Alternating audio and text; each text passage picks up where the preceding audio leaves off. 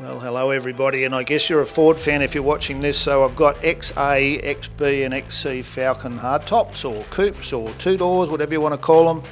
And I've been able to round up Dave Dorado from the Falcon GT Owners Club of New South Wales, and he's going to help me to tell you a little bit about some of these cars that we may or may not know. And there's plenty to look at, so stay tuned. Don't forget about Lovells. If you need a GMV upgrade on your 4B, go and check them out. So Dave, how you going? Good, mate. I'm going to run some of these pretty quickly because I had to sort of wander around and do it. But mate, Landau without a vinyl roof, a bit unusual. Yeah, that one there, that's Colin's car. He's had that for quite a while. Used to wear the fat ass number plates. It's a tough rig. So mate, XA, XB, XC. And all sorts of variations. I mean, here we got painted bumpers, overriders, and a cobra scoop. Yeah, he's got a bit on his car, Ray. He loves that thing. So, mate, these particular cars now, Mad Max, of course, we all know that, but there's so many now, isn't there? Oh, isn't there what? Yep. A lot of people don't know that it started as a genuine XB GT hardtop, a polar white car back in the day. The original one, did it? Yeah, the original one. Big port car as well, which is pretty cool. That's crazy, isn't it? Yeah.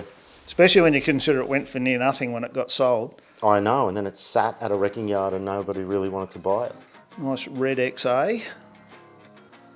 Got a set of them wide wheels on the back of it. They take a lot of tyre, these things, don't they? Oh, big time. You can get a old school Mickey Thompson 345 and NR50 in there. No really? Yeah. I didn't realise you'd go quite that wide, but... yeah, I've had a go and it works. You get it in there? Yeah. So you've had a few, Dave, obviously? Yeah, I've currently got 4 hardtops, and in total in our collection we've got 10.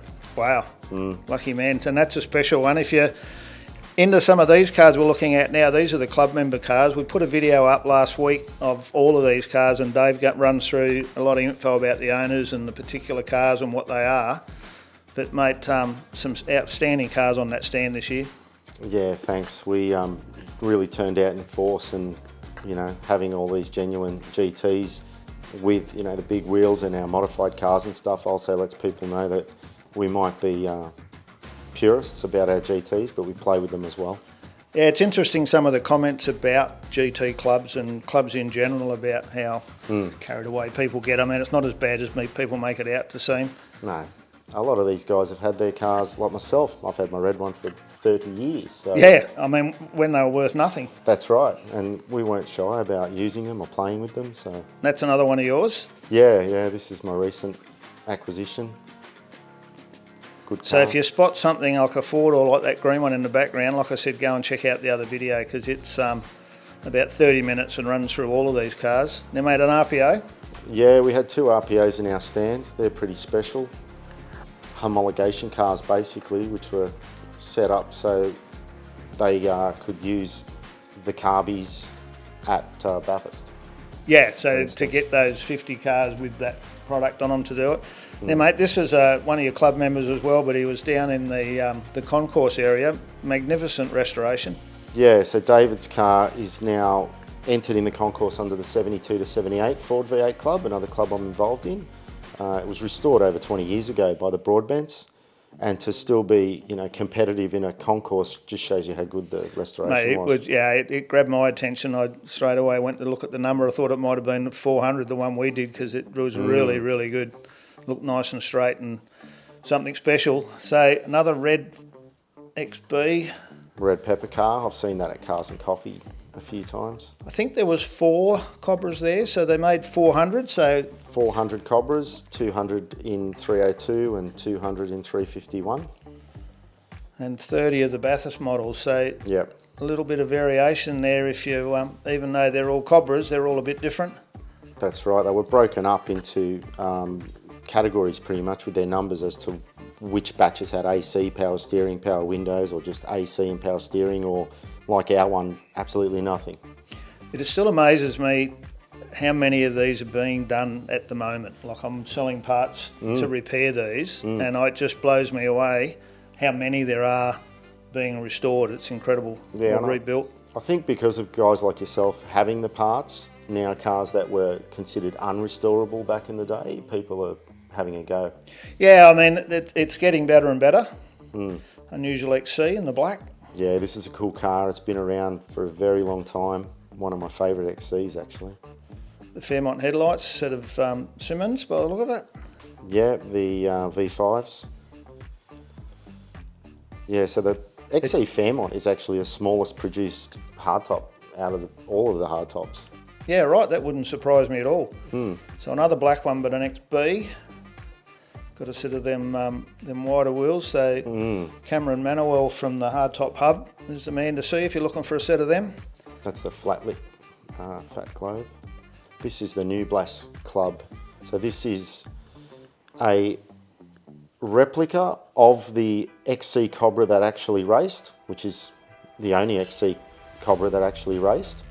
And they've probably got parked next to it the XC Cobra, which is back in, there it is. It's blue and white. So a little bit of background there. So, of course, Moffats were XBs converted to XCs, weren't they? Yeah, well, yeah. Touchy Touchy subject. subject. Yeah, I always laugh when people go, oh, that's this model because the side markers are going the wrong way, and everyone's got a story, and it sort of blows me away, really. Yeah, I like to say the cars tell the truth and the people tell the stories. Yeah, very much so. So, mate, what about this one? A nice Landau? So this is a dear friend that recently departed with motor neurons disease. John, used to call him Landau Man. This was his Landau. And it's got a new owner now, so beautiful car, one of the first absolutely dozen. stunning, isn't it? Very early Landau. It's one of the first 12, like our Cosmic Blue one. So it's got some unique features about it, like hand-stitched hanger covers for the seat belts and for the foot brake. There's a hand-stitched cover over that. Pretty much one of the prototype Landaus, I guess you could say. And yeah, John was a wealth of information when it came to Landaus. Now this is a fairly unusual colour, so it's aluminium, this one? I presume that's aluminium. It looks like it, doesn't it? So there's I've only ever seen a handful of them, but sunroof car. Sunroof and vinyl top, which is pretty cool. Cloth insert and the car. cloth insert, so it'd be interesting to see the tag and see what was original, but should have a W2 on it. Looking at a car like that, I'd say there's a fair chance it was. Yeah, here's another vinyl roof. And sunroof. And sunroof, yeah. It's got that houndstooth, or whatever the terminology for a Ford is, with the trim. Yeah, that's a 351 car, so it'll have the 4-barrel carby. All the XCs had the 4-barrel carb, and there's the Challenge spoiler on the back, which was a McLeod Ford accessory. Ford one, yeah. And it's got, what was that, an XP? I was going to say it's got the GT tips on it. Yeah. You see GT tips appear on everything. Gosses, Superbirds, Landaus, like the single exhaust cars always get them. Apollo Blue, XB GT hardtop. Yeah, I've always had a bit of a soft spot for that colour. There was a Ford or GS in Broken Hill that a local bricklayer owned for a long, long time, and I used to always love that car as a kid. Yeah, right. Yeah, it's a good colour, changes colour in the light. This looks tough. XA with colour-coded bumper bars. You don't see it often, and it actually really works. Some unusual seats in there as well. Late model by the look of it. BA or something, I think. With a bit of mucking around. Bit of bling going on, yeah. So they didn't have, talking about colour-coded bumpers, I'll just move on to the next one. That's obviously an aftermarket colour. It's got a definite look about it, doesn't it? Yeah, I like that machine wheel look with the light ice blue colour. Rally pack grille, overriders. Yeah, so every XC Coupe was a rally pack, unless it was a Fairmont. Is that right? See, you just keep learning all the time, Howard. There you go. And this, let me see, that's not vinyl, that's a white painted roof. No, it's a white painted roof, That's option 88.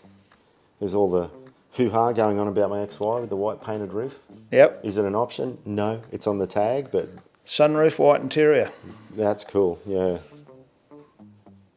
So we talk about that at length in the GT one, but there was so many options. You could either delete things or add things to the cars, especially in that sort of XY, XA era, wasn't it? Oh, and XB probably. Well, here's an XA without a blackout bonnet. So early on it it flipped the way it was an option or not an option to have the blackout bonnet.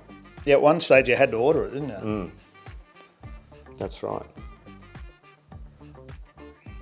So where am I heading now? So I was sort of like, I had to walk the whole show and then trying to make sure I didn't miss one. Mate, they're everywhere. They're peppered all over the place.